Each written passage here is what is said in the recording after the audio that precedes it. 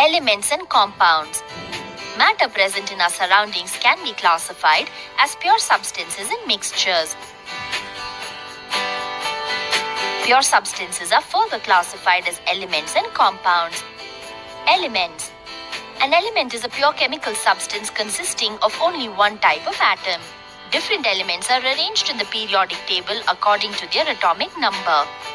Elements can be classified as metals and non-metals, and they exist as atoms or molecules. There are some elements which behave like metals and non-metals which are called metalloids. Compounds. A compound is a pure chemical substance composed of two or more chemical elements such as sugar and baking soda. In a compound, the component elements are present in a fixed ratio. The properties of a compound are different from that of its component elements. The elements react chemically and form chemical bonds between them.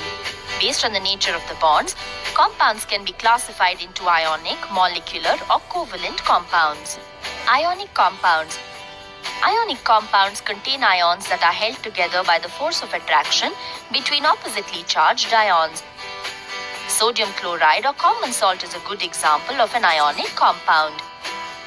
Sodium atom has 1 electron in its valence shell and chlorine atom has 7 electrons in its valence shell.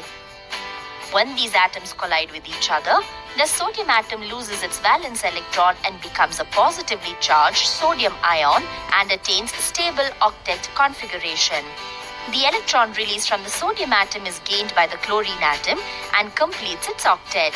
Now chlorine becomes a negatively charged chloride ion. The electrostatic force of attraction between these oppositely charged ions result in the formation of sodium chloride molecule. Now, let's try to understand covalent or molecular bonds. Covalent compounds contain discrete molecules held together by sharing electrons. The simplest example is the water molecule. The water molecule is formed by combining two hydrogen atoms with one oxygen atom. Hydrogen has 1 valence electron and oxygen has 6 valence electrons.